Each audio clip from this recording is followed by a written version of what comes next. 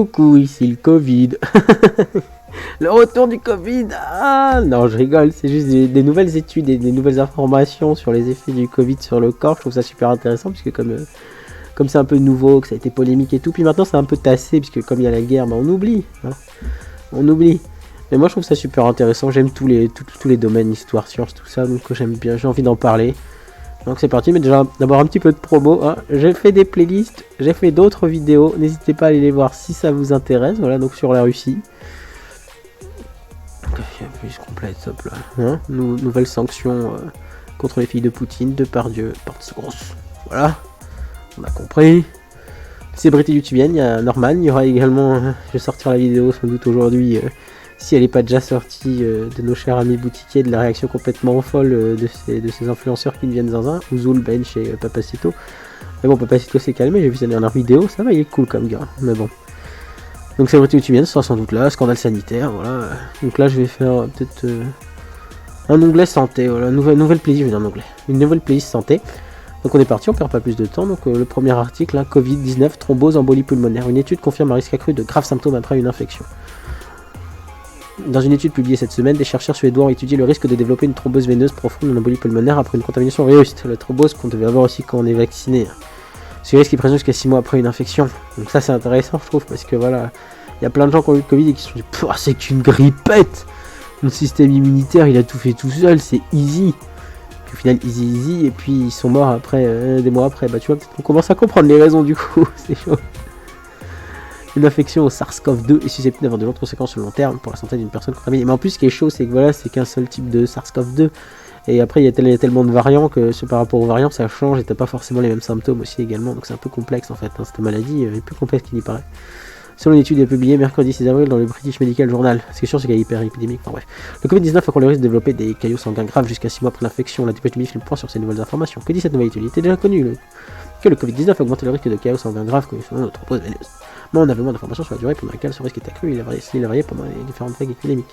Cette étude suédoise apporte de nouvelles données à ce sujet. Elle révèle un risque accru de thrombose veineuse profonde, un caillot sanguin dans la jambe, jusqu'à 3 mois après l'infection au Covid-19. C'est chaud! D'embolie pulmonaire, un caillot de sang dans les poumons, c'est toujours aussi chaud et jusqu'à 6 mois après, d'un événement hémorragique, bien sûr, l'hémorragie, c'est tellement fun. Quelles personnes sont les plus à risque? Ce risque est plus chez les patients atteints de comorbidité et ceux atteints d'un Covid-19 sévère. Les gens sensibles encore, ceux à qui on pense pas vraiment, qu'on dit oh, pas besoin de porter de masque, ça sert à rien les masques. Je dis pas qu'il faut porter le masque tout le temps, H24 et tout, mais voilà quoi, quand t'es en commu ou quand tu te regroupes entre personnes, on évite de se cracher à la figure quoi. Surtout quand il y a une épidémie, mais bon, ce respect existe surtout au Japon et en Chine, en France on n'est pas habitué. Il était plus marqué pendant la première vague pandémique par rapport aux deuxième et troisième vagues. Souligne aussi l'étude. Selon les chercheurs, les risques accrus observés pendant la première vague par rapport aux deux suivantes pourraient s'expliquer par les améliorations ultérieures des traitements de la couverture vaccinale chez les patients plus âgés. L'infection était plus à risque que la vaccination. Ces risques de thrombose sont également connus par la vaccination contre le virus dans une étude britannique publiée en 2022 dans le British Medical Journal. Les chercheurs affirment qu'il existe un risque accru de développer cet effet secondaire après avoir reçu une injection de vaccin anti-Covid, mais ce risque était près de 200 fois plus faible. Et là, c'est intéressant. British Medical Journal, gros journal scientifique, qui nous dit donc qu'il existe un risque accru de développer cet effet secondaire après avoir reçu une injection de vaccin anti-Covid, comme avait dit complotiste, hein. Je rigole. C'est la chanson qu'elle est toujours avec Bigard à mettre au tube sur le bûcher. C'est une injection de vaccin anti-Covid, mais que ce risque était près de 200 fois plus faible que celui associé à l'infection par le SARS-CoV-2. Voilà, donc c'est beaucoup plus fort qu'on a le Covid. Ce type de Covid, parce qu'encore une fois, il y a plusieurs variants qui circulent. Voilà, en comparant les données, bien sûr qu'ils avaient reçues, ils ont fait leur boulot de chercheurs et sur un énorme échantillon, plusieurs millions de personnes. Pour les chercheurs, ces résultats justifient la prise de mesures visant à prévenir des événements traumatiques comme l'expression de traitement. Voilà, donc du coup, les gens qui sont positifs au Covid, donc il faut peut-être avoir des traitements un peu plus conséquents que juste ça, tu prends ton Doliprane. Et là, ils expliquent leur méthodologie. Pour mener leur étude, les chercheurs ont établi plus d'1 million de personnes en Suède et ont été infectés. Donc, ils ont pris les gens infectés entre le 1er février 2020 et le 25 mai 2021, à parier par HCX et les résidents, ça fait 4 millions de personnes qui n'avaient pas eu de résultats positifs au Covid. Ils ont ensuite calculé les taux de thrombose veineuse profonde, d'embolie pulmonaire et décidément chez les personnes ayant eu le Covid-19. Aucun n'est perdu entre eux et ont fait des comparaisons avec un groupe témoin. Voilà. Des chercheurs, font leur taf. Moi, je trouve ça super intéressant. Ça remet un peu en doute la parole complotiste. Oui, mais de toute façon, si tu te prends le vaccin, ça va être thrombose direct. Tu laisses ton système immunitaire, il fait tout le travail. Eh ben non, on voit que c'est un peu plus complexe que ça, mais bon. Et donc là, c'est intéressant, c'est les effets du Covid également sur le long terme, même après une forme légère. Parce qu'il y a des effets sur le poumon, moi j'avais vu aussi sur la fertilité, etc. C'est comme parce qu'il y a beaucoup de femmes apparemment, même avec le vaccin aussi, qui a eu des problèmes avec leurs règles. Les dernières études menées mettent en évidence les séquelles potentielles sur le long terme après une infection au Covid. Que vous ayez une forme grave ou légère de la maladie, ces dernières doivent être affinées, mais alors tout de même, le coronavirus passe sans conséquence sur notre santé. 2 ans plus tard, le Covid présente encore bien des mystères. Si l'élection présidentielle et la guerre en Ukraine n'ont pris le pas, c'est ce que j'ai dit tout à l'heure, j'ai dit, c'est bon, il y a la présidentielle, Macron va sauver tout le monde, et puis après on enchaîne. Book. Ah, oui, la guerre, bon bah ok, bon, le Covid a disparu. Tac tac tac, en effet ce dimanche 10 avril, Santé publique France faisait état d'une hausse des hospitalisations. Bon, ils font pas sur l'hospitalisation, on sait que les condamnations persistent, mais que c'est trop des effets du virus après une infection sur le long terme. C'est ça qu'on veut savoir. Augmentation du risque de pathologie après une infection. Plusieurs études récentes ont constaté qu'après une infection, le risque d'autres pathologies augmente, même pour ceux qui ne présentent pas les facteurs de risque, ne développent pas de forme grave et ne sont pas touchés par le Covid long, rappelle France Info. En avril 2021, 3 chercheurs de l'université de Saint-Louis et États-Unis ont réalisé une étude publiée par la revue Nature. Ces dernières identifiaient une série de problèmes de santé qui touchaient plus fréquemment les personnes ayant le Covid-19. Les chercheurs ont constaté que les personnes infectées d'hospitalisation ou non présentaient davantage de troubles respiratoires. Ça, je l'avais dit, et souffraient aussi plus de troubles du système nerveux et neurocognitif de la santé mentale, du métabolisme, cardiovasculaire, gastro-intestinaux, malaise, fatigue, douleur. Il y a beaucoup de choses à dire, musculo-squelettique et anémie. Donc ça touche tout le corps, quoi. Que les personnes en professionnel n'ont jamais été stabilisées. Ça va être historique, hein. Ça va peut-être changer la composition humaine. Enfin, je trouve ça fou. Je trouve ça fou. Puisque c'est cette maladie qui continue de circuler, etc. Et ça va être quoi l'impact sur plusieurs générations? C'est super intéressant. Publié le 18 août dernier, une autre étude établie par des chercheurs britanniques montrait déjà que chez certains patients atteints de Covid-19, une atrophie de la matière grise du cerveau est observée. Ah, le cerveau est atrophié. Tout comme le sucre également.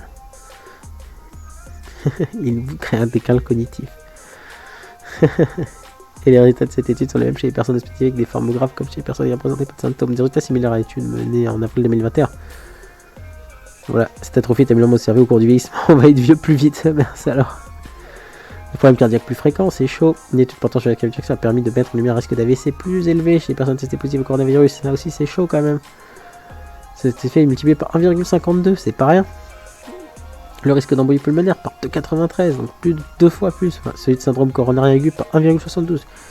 Les maladies qui arrivent du Covid-19 présentent également un risque plus élevé de développer des pathologies liées selon une étude de la même équipe américaine publiée en novembre dans le journal of the American Society of Nephrology.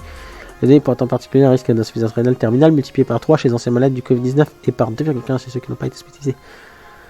Ah, le risque de démence et le diabète, sachant qu'en plus déjà que le sucre, ça n'aide pas. Alors si en plus on a eu le Covid chaud, c'est ça qu'on pense pas, c'est que les gens, comme j'ai dit, ils disent ouais j'ai eu une grippette. Les auteurs d'un article publié par Revue Science en janvier notent que les atteintes observées chez certains malades sur la possibilité que l'infection puisse accélérer ou déclencher le développement futur de maladies neurodégénératives comme les maladies d'Alzheimer ou de Parkinson.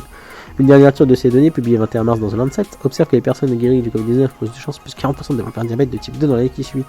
Enfin, une utilité What Triggers, attention, Sauerkraut Affected Immune Cells All Clues, publié dans les revues Nature. Nature, il fait beaucoup de choses. Ce mercredi 6 avril, il démontre comment le coronavirus affecte les cellules immunitaires et provoque une réponse inflammatoire massive du corps. C'est chaud!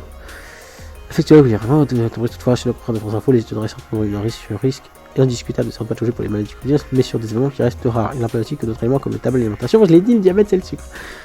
Ça je le sais. Et le tabac, je vous ai dit, je vais sortir sur la vidéo, peut-être là sur les boutiquiers, le tabac, hein. Fumer du cigare, c'est du bon tabac, dans mon tabac, tiens. Enfin bref. Ah oui, moi c'est en train de la tête, c'est pour ça. Alors là, après on parle des médecins, et voilà. Donc la petite news est terminée, hein, et voilà, le Covid existe encore. Il a des effets sur votre corps, donc protégez-vous, hein. N'hésitez pas, voilà, c'est à faire les gestes barrières, le masque, tout ça, enfin bref, après faites ce que vous voulez de votre vie, mais assumez les conséquences comme on dit. Donc si vous avez cette vidéo, likez, si vous voulez partager, si vous voulez commenter, moi je vous dis à la prochaine vidéo, allez, ciao.